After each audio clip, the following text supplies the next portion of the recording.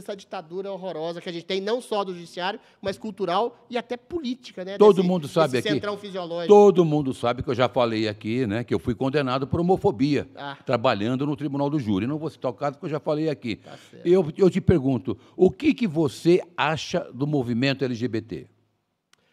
Olha, eu não sou daqueles que negam, mais uma vez, eu vou falar a verdade aqui. Homossexuais sofreram preconceito no Brasil, negros sofreram preconceito no Brasil, mulheres sofreram preconceito no Brasil e no mundo inteiro. Essas pessoas, eventualmente, às vezes não é nem minoria, às vezes é metade da população, como as mulheres, eventualmente sofreram algum tipo de preconceito. Agora, esses preconceitos, ao longo do tempo, eles foram praticamente, absolutamente anulados. O Brasil hoje, eu digo de maneira peremptória, por exemplo, questão racial. Como é que o Brasil é estruturalmente racista, sendo que o país é o país mais miscigenado do mundo? Ou seja, você tem racismo pontual, assim como você tem pedofilia, assassino pontual. Mas você não tem uma estrutura racista. Na questão sexual, a mesma coisa. Cara, vai aqui na Paulista. A maioria dos casais, a maioria, são de homossexuais hoje no domingo aqui. Entendeu? Mulheres com mulher, homem com homem. Não tem preconceito com ninguém. Ninguém está nem aí para atividade sexual ou para o que a pessoa fala. Agora virou exatamente uma moda dizer que o Brasil é homofóbico. Aonde? Aonde? Quem que discrimina alguém por ser gay? É o contrário. Hoje as pessoas têm até medo de falar contra um homossexual, se você discorda dele ou se a pessoa é mau caráter, porque eventualmente aquela pessoa vai te condenar por homofobia. Entendeu? A questão sexual virou uma bandeira para você, eventualmente, crucificar. É aquilo que eu falo, não só do movimento LGBT, mas da cultura woke como um todo. O que é? É você se colocar no lugar de vítima para poder massacrar o outro livremente. Ninguém está nem aí para a sua opção sexual, ninguém está nem aí para a sua cor, ninguém está nem aí para a sua sexualidade, para a cor da sua pele, entendeu? Ninguém está nem aí para o seu gênero sexual. Agora, está aí para a sua competência, para o seu caráter, para a sua capacidade de produção dentro de uma empresa. Agora, você entra dentro de uma empresa e se você é demitido e a pessoa pode te processar ou por ser trans, ou por ser mulher, ou por ser negra, você cria exatamente um estado de animosidade, não em relação àquela pessoa, mas ao movimento. O movimento hoje é meio que diabólico. Porque se você reivindicar direitos de homossexuais, qual o direito? O direito de homossexual ou o direito de heterossexual, é igual. De todo mundo. O que você faz com a sua cauda, com o seu corpo, com a sua genitália, é problema teu. Cada um tem...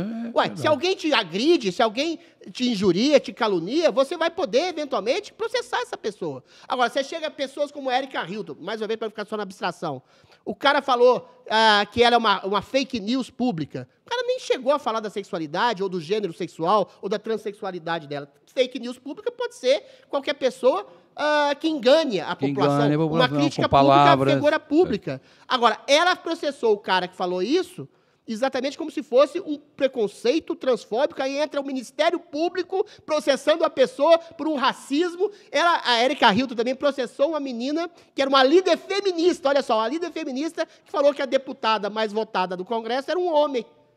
Ou seja, do ponto de vista biológico, ela é um homem. Claro. Não estou ofendendo. Eu vou te chamar a Erika Hilton de ela, pode ser, até qualquer pessoa. O Nicolas Ferreira, se quiser virar trans, colocar uma peruca, eu chamo de ela também. Agora, você não pode negar que a pessoa é um homem biológico. Por isso, ela está processando, ter chamada de homem biológico, por racismo, por transfobia, por preconceito, a ponto dessa líder feminista ter que sair do país, pedir exílio, porque a justiça ia condenar ela a 30 anos de cadeia por homofobia, transfobia e racismo. Ou seja, isso é um princípio de um movimento, isso é um movimento horroroso. Eu não tenho nada contra gay, lésbica, transexual, entendeu? Nada, nada, nada. Mas você instrumentalizar isso para conseguir, inventando preconceitos, para poder perseguir e massacrar outras pessoas, infelizmente, é o que eles fazem, na sua maioria.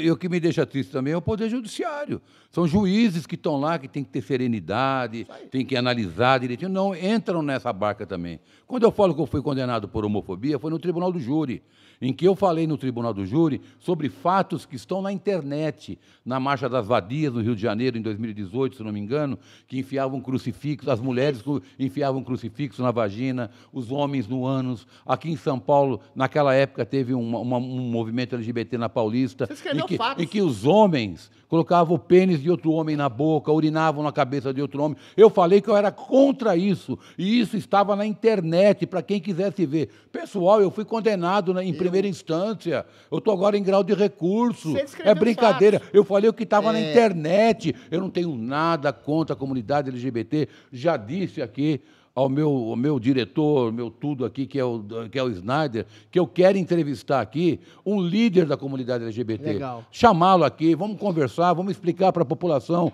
qual é a reivindicação verdadeira da comunidade LGBT, gente. Todo mundo é ser humano. Isso aí. Todo mundo é ser humano. Pô, qual o problema? O camarada quer casar com outro homem. Qual o problema? Os caras se gostam, Ô, pô. Vendramini, Não tem problema nenhum. o que você descreveu, primeiro, você não adjetivou nada, você descreveu fatos.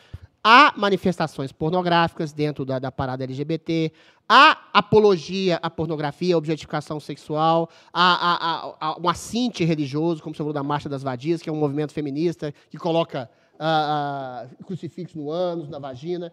Isso, eu quero crer, e eu acredito que seja, manifestação de uma minoria.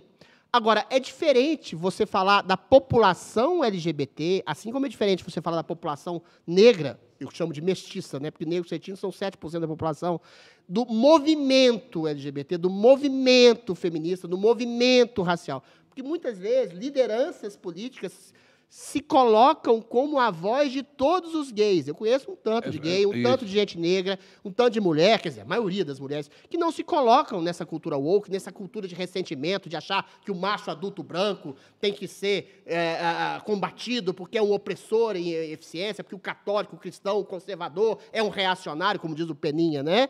A maioria dos LGBT, a maioria dos gays, das lésbicas, dos negros, eles não fazem parte. O problema é que eles são instrumentalizados por movimentos políticos odiosos que querem reivindicar direitos que não existem. Direito de gay é um direito igual ao de um heterossexual. Se ele apanhar, se ele for injuriado, se ele for perseguido, ele vai poder reivindicar os seus direitos como se fosse um heterossexual. Agora, não dá para criar direitos especiais. Não dá para passar pano que uma minoria ínfima que seja de homossexuais utilizam da movimentação do movimento LGBT para fazer apologia à pornografia, para fazer apologia à vulgaridade, à promiscuidade. E eu conheço, inclusive tenho até amigos gays que eventualmente falam: Adriles, eu não sou promíscuo, eu não sou assim.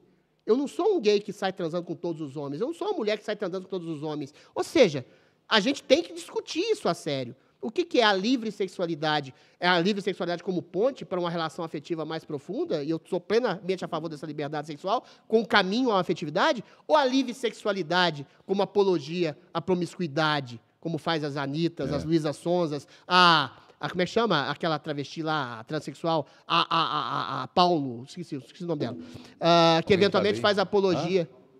A Pablo Vittar, que faz uma apologia à pornografia e à indecência. Não estou dizendo que essas pessoas são criminosas, mas se você disser que elas fazem uma apologia à lascívia, à pornografia, você vai ser processado por transfobia ou por machismo, é isso? Você não pode falar mais nada contra pessoas que instrumentalizam e conceituam o movimento LGBT para poder massacrar outras.